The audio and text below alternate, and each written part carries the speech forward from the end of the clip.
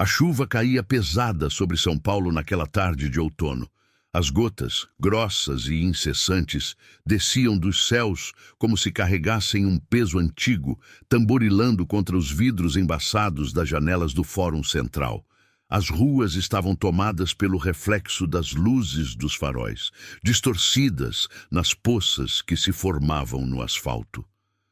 Pessoas apressadas se encolhiam sob guarda-chuvas negros, correndo entre as calçadas molhadas. Do lado de dentro do prédio, o ar era denso, carregado por um misto de ansiedade, formalidade e o inevitável cheiro de papel úmido. Na sala 4 do Tribunal de Justiça, o juiz Rodrigo Albuquerque ajeitava a toga sobre os ombros largos. Era um homem alto, de postura imponente, com cabelos grisalhos impecavelmente penteados para trás e um olhar cortante que raramente piscava. Sua reputação antecedia sua presença. Rígido, meticuloso e implacável nas decisões. Não tolerava improvisos nem leviandades. Cada palavra sua carregava o peso de anos de experiência e a autoridade de quem conhecia a lei de forma quase instintiva. O caso daquela tarde, embora simples em termos jurídicos, tinha peculiaridades que intrigavam os presentes. Tratava-se de uma disputa de herança entre dois antigos amigos de família, o Sr. Almeida, um homem magro de expressão cansada, e o Sr. Silva, de semblante altivo e bigode perfeitamente aparado. As tensões entre eles já eram conhecidas na vizinhança, mas ninguém imaginava que a briga fosse acabar nos tribunais. Os advogados que aguardavam o início da audiência trocavam olhares discretos, ajustando gravatas e revisando anotações. Entre eles, um detalhe destoava de maneira gritante. Sentado na ponta da mesa de defesa, um jovem de no máximo 17 anos observava a sala com olhos atentos. Sua presença parecia deslocada, não pela falta de confiança, mas pela juventude quase desconcertante. Vestia jeans escuros e uma camisa azul clara, ligeiramente amassada, como se tivesse saído correndo de algum lugar para chegar ali a tempo. Nos pés, tênis pretos comuns, nada da sobriedade tradicional que se esperava de um advogado. Esse era Alexandre Pires. Alguns cochichavam, outros franziram o senho, e houve quem olhasse para ele com a curiosidade reservada aos casos inusitados. Um dos advogados mais velhos, o Dr. Mendes, inclinou-se discretamente para a colega ao lado e murmurou: "Quem deixou o estagiário sentar aí?" Alexandre ouviu, mas não reagiu. Segurava uma pasta de couro já gasta, onde papéis meticulosamente organizados se revelavam a cada vez que ele a abria para revisar algo. Seus dedos, embora jovens, se moviam com a precisão de quem tinha o hábito de lidar com documentos importantes. Ele sabia que estava sendo observado e julgado antes mesmo de abrir a boca, mas estava acostumado com isso. Quando o relógio de parede marcou 15 horas, o juiz bateu o martelo com força. "Vamos começar. Caso número 45321, Almeida versus Silva, disputa de herança. As partes estão presentes?" O advogado do Sr. Silva, um homem de meia idade com terno cinza bem cortado, levantou-se e anunciou sua presença com voz segura. Em seguida, Alexandre se levantou. Foi nesse momento que os murmúrios na sala se intensificaram. "Meritíssimo Alexandre Pires, advogado do Sr. Almeida", disse ele com a voz clara, projetada e surpreendentemente firme para alguém tão jovem. O juiz ergueu as sobrancelhas, descruzando lentamente as mãos. "Desculpe, você disse advogado?" A entonação carregava incredulidade e um leve traço de ironia. "Sim, Excelência. Represento legalmente o Sr. Almeida neste processo", respondeu Alexandre, mantendo contato visual, sem vacilar. Rodrigo Albuquerque recostou-se na cadeira, medindo o garoto com um olhar clínico, como se tentasse decifrar se aquilo era uma piada ou um desafio deliberado. "Sr. Pires, Aqui não é um trabalho escolar, nem um simulador de tribunal. Isso é uma corte real, com processos reais. Tem certeza de que sabe onde está?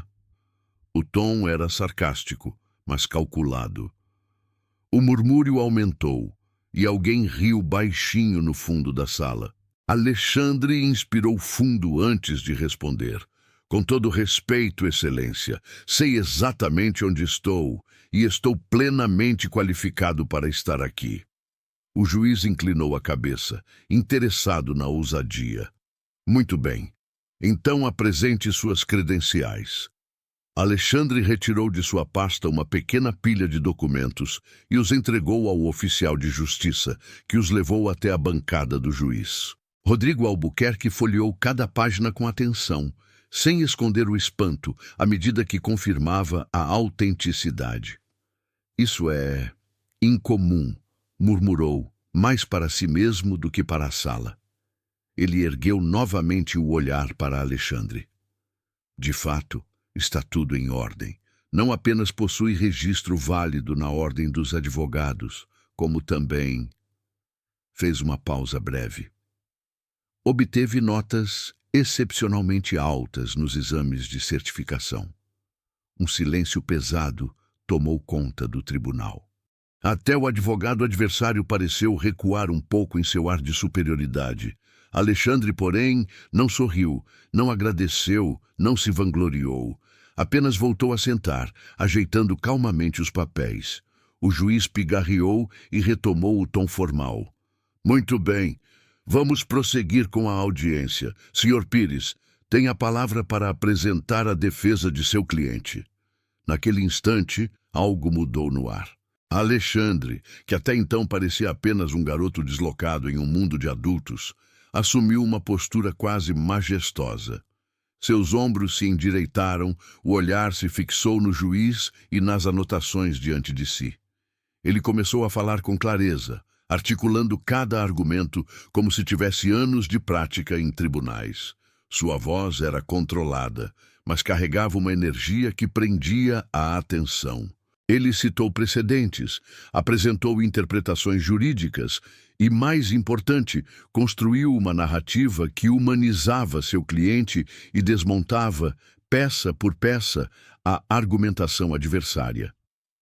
Mesmo os advogados mais experientes presentes pareciam surpresos com o raciocínio rápido e a precisão técnica. O Sr. Almeida, sentado ao lado dele, observava com um misto de gratidão e espanto. Até aquele momento, nem mesmo ele tinha plena noção do talento do jovem que o representava.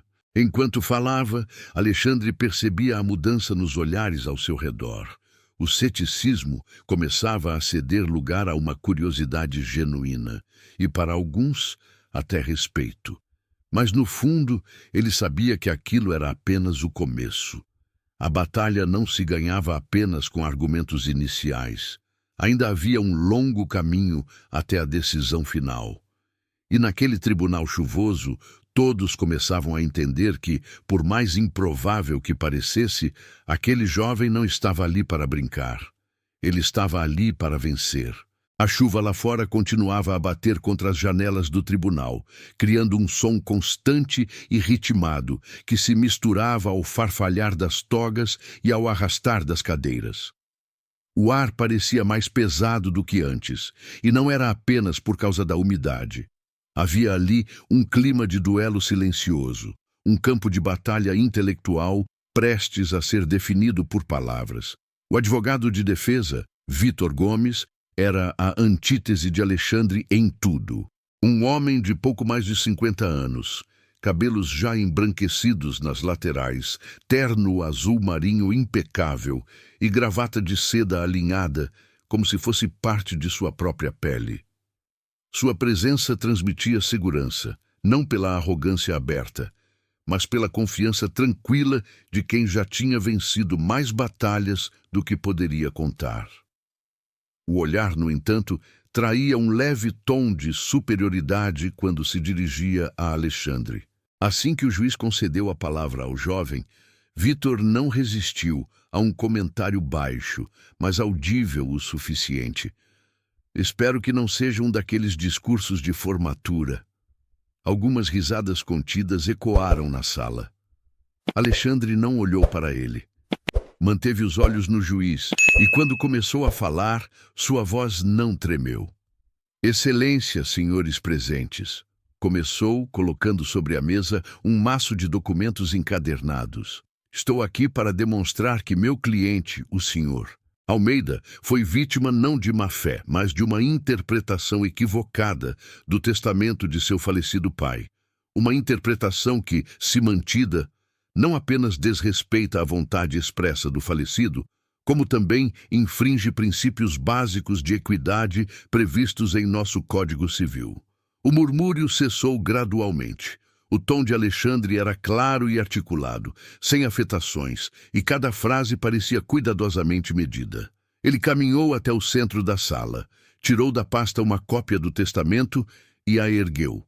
Este documento, datado de 12 de abril de 2018, contém cláusulas que, à primeira leitura, podem parecer simples, mas as palavras da lei, assim como as palavras de um homem prestes a deixar este mundo, exigem atenção. E atenção é exatamente o que faltou à parte contrária. Ele começou a citar artigos do Código Civil com uma naturalidade que deixava evidente seu domínio da matéria. Artigo 1. 723. Os bens deixados devem ser repartidos segundo a vontade expressa no testamento, respeitadas as disposições legais. O que temos aqui, Excelência, é a prova de que a vontade expressa foi distorcida. O juiz Rodrigo Albuquerque, que até então mantinha uma expressão neutra, passou a inclinar-se levemente para a frente, apoiando os cotovelos sobre a bancada. Senhor Pires, interrompeu, está dizendo que a leitura feita pela defesa é incorreta por lapso ou por má-fé? Alexandre não se apressou a responder. Caminhou alguns passos, encarou brevemente o advogado Vitor Gomes e depois voltou-se ao juiz. Não cabe a mim acusar a parte contrária de má-fé, Excelência. Meu dever é demonstrar que, independentemente da intenção, a interpretação apresentada fere a lei e a verdadeira vontade do testador. O juiz assentiu levemente. Continue. Enquanto Alexandre explicava a sequência dos fatos e apresentava documentos que sustentavam suas alegações, Vitor o observava com os braços cruzados e um leve sorriso no canto da boca, como quem espera pelo momento exato para atacar. E ele atacou. Com todo o respeito, Excelência, começou Vitor, levantando-se com um movimento calculado. Estamos diante de um belo discurso. Mas um discurso não substitui a prática. O senhor Pires, por mais estudioso que seja, não tem a experiência necessária para compreender todas as implicações de um caso como este. A lei não é apenas letra, é vivência. O tom era paternalista, quase condescendente. Algumas cabeças acenaram em concordância.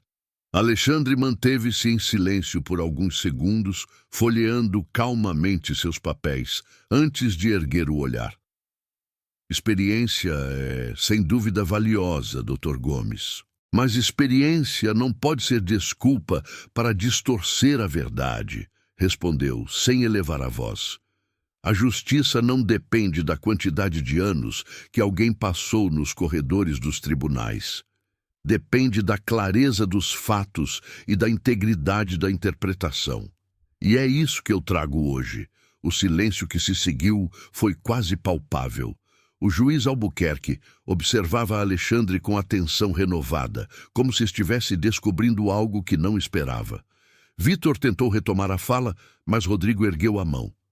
Doutor Gomes, dê espaço para que o Sr. Pires conclua. Estou interessado em ouvir todos os detalhes de sua interpretação. Foi nesse momento que a atmosfera mudou. O leve desprezo que muitos sentiam começou a dar lugar a algo mais sólido. Respeito cauteloso. Alexandre passou a apresentar provas documentais, destacou contradições nos argumentos da defesa e explicou como pequenas ambiguidades no testamento haviam sido exploradas de forma equivocada. Cada vez que o juiz fazia uma pergunta, e eram perguntas diretas, por vezes quase armadilhas, Alexandre respondia com precisão. Ele não apenas conhecia as respostas, como conseguia contextualizá-las dentro da lei, citando decisões anteriores de outros tribunais como exemplos. O Sr. Almeida, sentado atrás dele, apertava as mãos sobre o colo, os olhos marejados. Sabia que, se perdesse, seria não apenas uma derrota financeira, mas um golpe contra a memória de seu pai. Ver aquele jovem defendendo-o com tamanha dedicação fazia nascer nele uma confiança que nem imaginava poder sentir. Vitor, por outro lado, começava a demonstrar leve impaciência.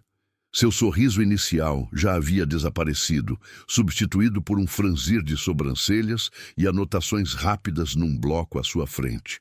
Quando Alexandre terminou sua exposição inicial, a sala estava em completo silêncio. Até o som da chuva parecia mais distante. Ele voltou ao seu lugar, ajustou os papéis e esperou. O juiz fez uma pausa, observando a todos antes de falar. Este tribunal valoriza argumentos sólidos, não importa de onde venham.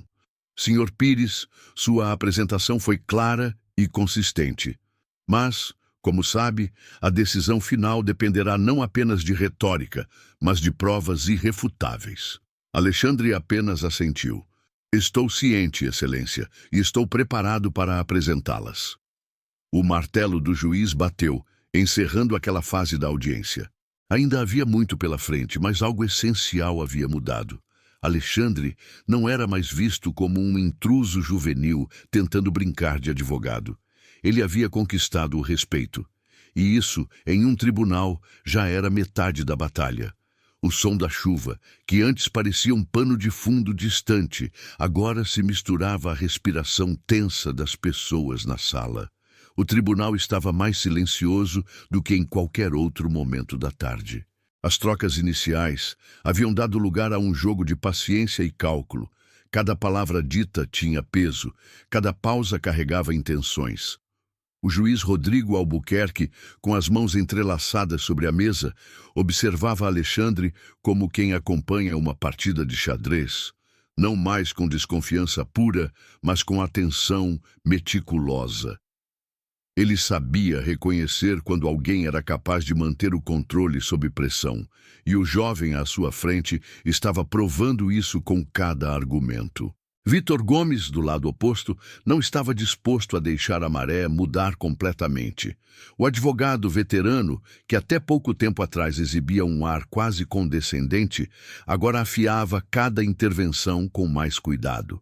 Sua estratégia era clara: desgastar Alexandre, forçá-lo a cometer um deslize que pudesse ser explorado. Excelência, disse Vitor, erguendo-se lentamente. Por mais interessantes que sejam as considerações do colega, é evidente que interpretar um testamento exige não apenas leitura atenta, mas também experiência prática. O Sr. Pires parece ignorar precedentes fundamentais que sustentam a validade da interpretação apresentada por meu cliente. Ele folheou alguns papéis com movimentos firmes, como se cada página fosse um argumento afiado. Veja-se, por exemplo, o caso Ribeiro versus Fonseca, de 2015, no qual cláusulas ambíguas foram resolvidas a favor do beneficiário já designado, justamente para evitar litígios infundados. Alexandre o escutou sem interromper. Seus olhos se moviam levemente, como se já estivesse montando a contra-argumentação peça por peça. Quando Vitor terminou, o jovem se levantou e caminhou até o centro da sala, segurando um documento. Agradeço a citação, Dr. Gomes. Começou num tom educado, mas firme. Mas o caso que o senhor menciona não se aplica aqui. No processo Ribeiro versus Fonseca, a ambiguidade se referia à forma de distribuição dos bens, não à intenção declarada do testador. No presente caso, a cláusula é clara quanto à vontade expressa, que os bens fossem divididos igualmente entre os dois filhos. Ele levantou o documento para que todos vissem. Esta cláusula foi ignorada sob a justificativa de um adendo interpretativo. Adendo este que não possui reconhecimento legal e que, ao contrário, contraria o artigo 1858 do Código Civil. O juiz fez um leve aceno para que ele prosseguisse. Alexandre respirou fundo e continuou, agora mirando diretamente os olhos de Rodrigo Albuquerque. E quanto à experiência, disse, num tom que fez alguns presentes se inclinarem para ouvir. A experiência é uma ferramenta, não um escudo. A lei não se curva diante do tempo de carreira de um advogado, mas diante da verdade e das provas. E as provas, Excelência, estão aqui. Ele colocou cuidadosamente uma pilha de documentos sobre a mesa do juiz. O som seco das folhas se chocando contra a madeira ecoou pela sala como um pequeno martelo invisível. Rodrigo Albuquerque folheou rapidamente os papéis. Havia extratos bancários, cópias de correspondências, registros de conversas. Tudo parecia meticulosamente organizado, com anotações que indicavam ligações claras entre cada documento e o ponto específico da argumentação. Foi então que o juiz fez a pergunta que alterou o ritmo da audiência. Senhor Pires, se o testamento era tão claro, por que o seu cliente não agiu antes? Por que esperar tanto tempo para questionar a divisão? O silêncio que seguiu foi quase total. Até a respiração das pessoas parecia ter cessado. Alexandre fixou o olhar no juiz, sem desviar. Ele sabia que essa pergunta era uma armadilha delicada. Se a resposta soasse evasiva, a credibilidade conquistada poderia ruir. Porque meu cliente acreditou na boa-fé do Sr. Silva, disse ele com voz calma, mas carregada de significado. Eles eram amigos de infância. Confiou que o acordo inicial seria respeitado. Só quando começaram a surgir indícios de que essa confiança estava sendo explorada, é que ele percebeu a necessidade de agir. O Sr. Silva não apenas omitiu informações, Excelência, ele manipulou a situação para se beneficiar, contando justamente com a lealdade do meu cliente. Houve um leve murmúrio entre o público. Alguns se entreolharam, como se tentassem avaliar a veracidade daquela afirmação. O juiz, por sua vez, manteve o olhar fixo no jovem advogado, analisando não apenas as palavras, mas a postura. Rodrigo Albuquerque tinha anos de experiência em detectar hesitações e não encontrou nenhuma naquele momento. Vitor tentou cortar a tensão. Excelência, esta é uma acusação séria e sem provas diretas. A defesa está se baseando em interpretações subjetivas. Não são interpretações, Dr. Gomes, interrompeu Alexandre, ainda sem elevar a voz. São fatos que serão devidamente apresentados, com documentação e testemunhos. Qualquer dúvida poderá ser esclarecida na fase adequada, mas não tentarei transformar este momento em espetáculo. Meu compromisso é com a verdade, não com a teatralidade. O juiz arqueou as sobrancelhas, como quem reconhece a firmeza rara de um advogado que não se perde em retóricas vazias. Ele fez uma anotação rápida e acenou para que a sessão prosseguisse. Enquanto isso, a atmosfera na sala continuava a mudar. As expressões anticéticas já não eram tão duras. O público parecia dividido entre a surpresa e a curiosidade. Até onde aquele garoto conseguiria levar a situação? Havia algo magnético na maneira como Alexandre defendia seu cliente, não com agressividade, mas com uma convicção sólida que parecia impossível de quebrar. Vitor ainda tentaria alguns golpes técnicos, questionando detalhes das datas, da ordem de entrega dos documentos, até do formato de certas provas. Mas Alexandre respondia a tudo com paciência, sem se deixar arrastar para discussões improdutivas. No fim daquela etapa da audiência, era impossível ignorar. Mesmo diante da pressão, o jovem não mostrava sinais de fraqueza. Pelo contrário, cada ataque da defesa parecia apenas reforçar a imagem de um advogado que, contra todas as expectativas, tinha vindo para lutar e vencer. O relógio do tribunal marcava quase 5 horas da tarde quando a sessão entrou em sua fase final. A chuva lá fora havia dado uma trégua, mas o ar permanecia úmido, carregado com o cheiro de madeira antiga e papel. Dentro da sala, o clima era outro. A tensão estava no auge. Alexandre sabia que aquela não era apenas uma disputa de herança. Era uma prova silenciosa de quem ele era e do que podia se tornar. Cada olhar que sentia sobre si, de advogados curiosos e até mesmo do juiz, carregava a pergunta implícita: será que ele vai aguentar? E ele sabia que a resposta precisava ser um sim inquestionável. Vitor Gomes, percebendo que os argumentos anteriores não haviam derrubado o jovem, intensificou seu tom. A cada intervenção, ele tentava desestabilizar Alexandre, levantando dúvidas sobre pequenas inconsistências, buscando contradições inexistentes, forçando-o a responder rapidamente. Veja bem, Excelência, dizia Vitor, levantando uma folha com um gesto quase teatral. O documento que o Sr. Pires apresentou como prova no 7 foi datado 3 dias depois do prazo oficial para a contestação. Isto, por si só, já invalidaria. Permita-me corrigir, Dr. Gomes, interrompeu Alexandre, erguendo a mão de forma educada, mas firme. O prazo que o senhor menciona é contado a partir da notificação formal, que ocorreu no dia 14, não no dia 11, como a parte contrária tenta insinuar. O documento no 7 está plenamente dentro do prazo legal. O juiz fez uma anotação e olhou para Vitor. O jovem advogado está correto, Dr. Gomes. Prossiga. Era apenas um ponto técnico, mas cada vez que Alexandre rebatia com segurança, a balança de credibilidade pendia mais para o seu lado. O público percebia isso. Alguns já trocavam olhares e sorrisos discretos, como se estivessem assistindo a uma reviravolta improvável. Rodrigo Albuquerque, que no início tratara Alexandre como uma curiosidade fora de lugar, agora o observava com um respeito silencioso. Ele notava não apenas a clareza técnica dos argumentos, mas também a postura.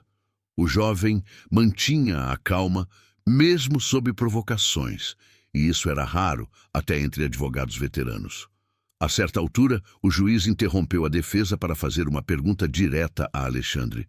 Senhor Pires, diante de todo o material apresentado, qual é, em sua opinião, o ponto mais inequívoco que comprova a intenção do testador? Alexandre não hesitou.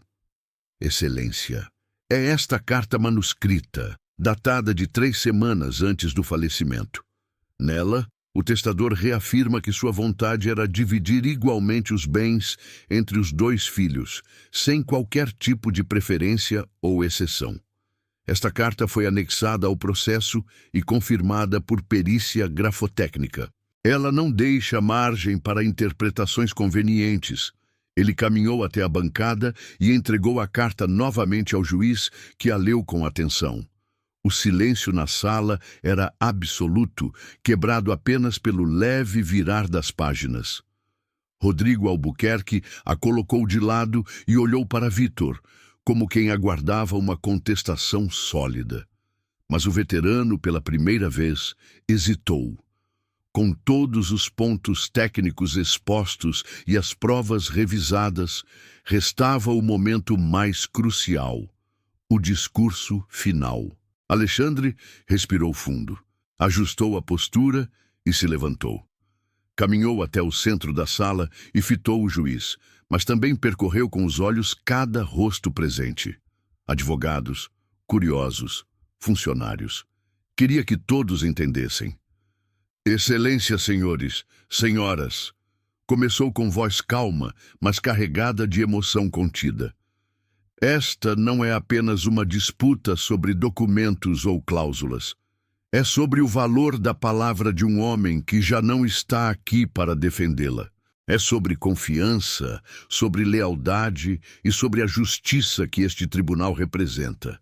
Ele fez uma breve pausa, permitindo que suas palavras ecoassem.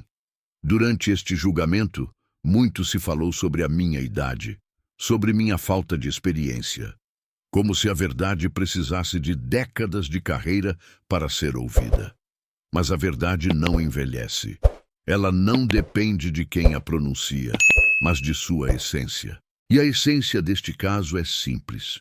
A vontade do testador foi clara, e qualquer distorção dessa vontade é uma afronta não apenas à lei, mas à dignidade. Alguns presentes se remexeram nas cadeiras, e o Sr. Almeida, sentado atrás, baixou a cabeça, claramente emocionado. O sistema jurídico, continuou Alexandre, não existe para servir a alguns. Ele existe para servir a todos.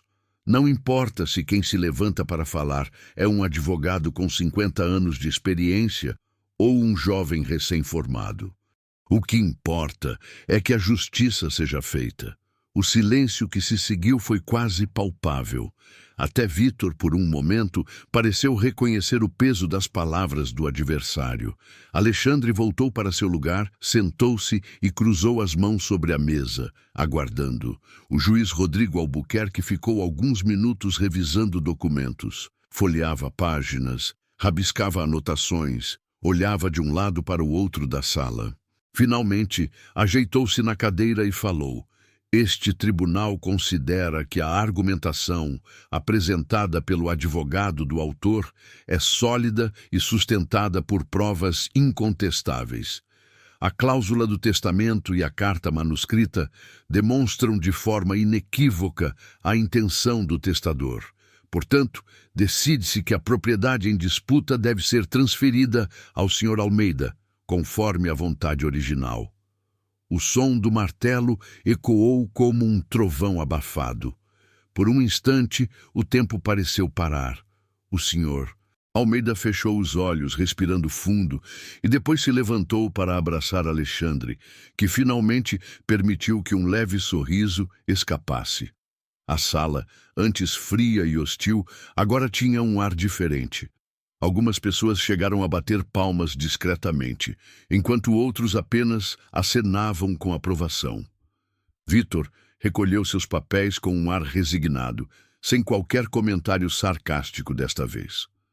Passou por Alexandre e, com um gesto breve, disse: Bom trabalho, rapaz. Rodrigo Albuquerque observou a cena com atenção.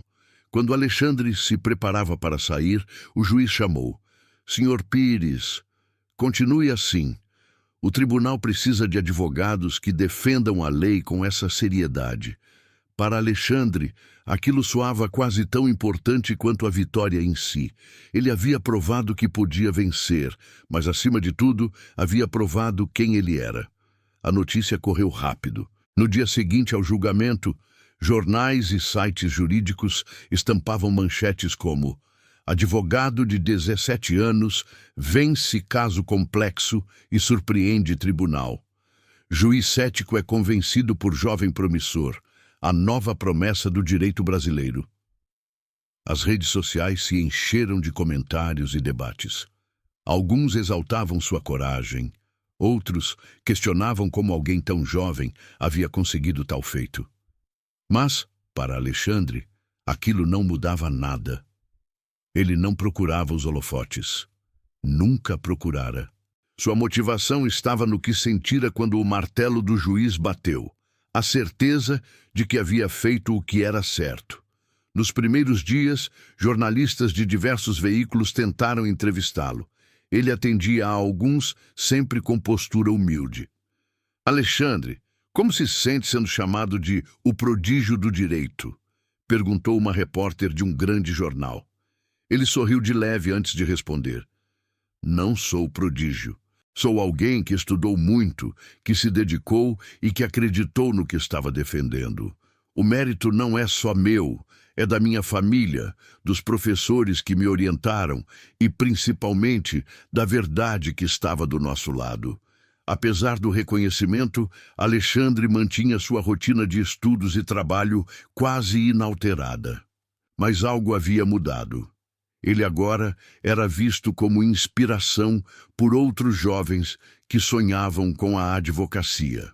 Alguns meses depois, Alexandre recebeu uma carta simples, escrita à mão, sem remetente oficial.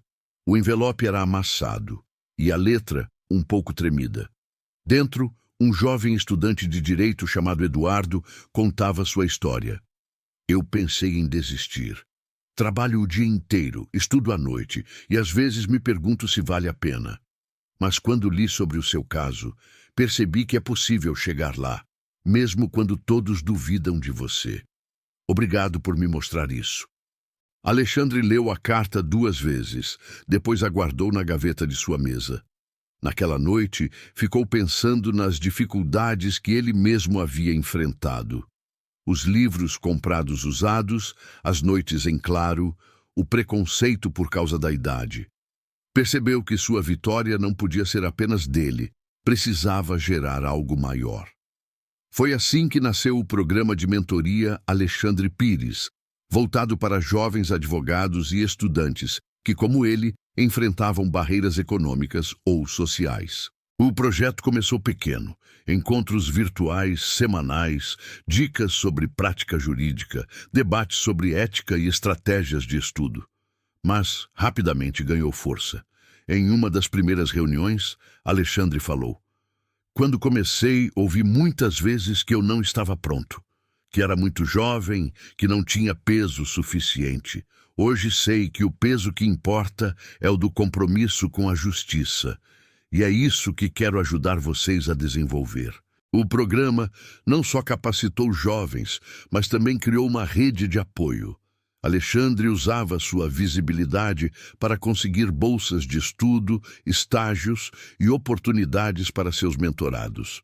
Entre as pessoas que se aproximaram dele estava Carla, uma estudante de direito de 21 anos, moradora de uma comunidade na zona leste de São Paulo. Ela carregava nos olhos o mesmo brilho determinado que Alexandre tinha quando entrou pela primeira vez num tribunal. Doutor, preciso de ajuda, disse ela ao encontrá-lo após uma palestra. Minha família está prestes a perder nossa casa por causa de um processo de expropriação. Já procuramos ajuda, mas ninguém quer pegar o caso sem pagamento adiantado. Alexandre ouviu cada detalhe. Percebeu que havia injustiça ali e que o caso não era apenas sobre um imóvel, mas sobre dignidade. Carla, vamos lutar juntos. E não se preocupe com honorários. Esse caso vai ser pro bono. O processo foi difícil, com idas e vindas, audiências tensas e tentativas da parte contrária de acelerar o despejo. Mas Carla, sob orientação de Alexandre, participou ativamente, estudou as peças processuais e fez parte da construção da defesa. Quando a vitória veio, não foi apenas dela ou de Alexandre, foi um símbolo de que justiça e solidariedade podiam andar de mãos dadas. Anos depois, Alexandre já tinha uma carreira sólida. Seus casos eram citados em artigos jurídicos. Ele era convidado para palestras e congressos, e seu programa de mentoria havia ajudado centenas de jovens. Ainda assim, nunca perdeu a humildade que o caracterizava.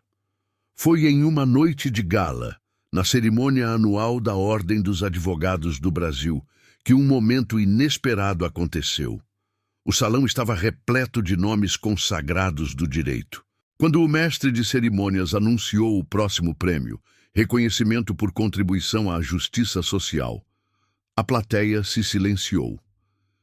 Este prêmio vai para alguém que nos lembra que a advocacia é mais do que técnica, é compromisso com a verdade. Ele entrou no tribunal pela primeira vez, aos 17 anos, e nunca mais saiu, disse a apresentadora. Convido ao palco o Dr. Alexandre Pires. Os aplausos ecoaram pelo salão. Alexandre caminhou até o palco, visivelmente emocionado. Ao receber o troféu, notou quem estava ao lado da apresentadora, o juiz Rodrigo Albuquerque. Rodrigo sorriu, estendeu a mão e falou ao microfone. Alexandre, Lembro-me bem do dia em que te vi pela primeira vez. Confesso que subestimei você, mas naquele julgamento aprendi que justiça não tem idade. Hoje é uma honra entregar-lhe este prêmio. O público se levantou em aplausos de pé. Naquele momento, Alexandre entendeu que seu trabalho havia se tornado algo maior que sua própria história. Ele não era apenas o jovem advogado que vencera um caso improvável. Era um símbolo de perseverança, de que talento e dedicação podiam romper barreiras impostas pelo preconceito e pelas dificuldades econômicas. Ao descer do palco, segurando o troféu, ele pensou em sua mãe, que sempre o incentivara a acreditar em si mesmo, mesmo nos dias mais difíceis. Pensou nos jovens que agora tinham acesso a oportunidades que ele não teve. E pensou em todos os clientes que defendia, não apenas como casos, mas como pessoas. Seu legado não estava apenas nos processos vencidos. Estava nas vidas transformadas, nas portas abertas, no encorajamento silencioso que dava a quem precisava acreditar de novo. E ele sabia, a jornada estava apenas começando.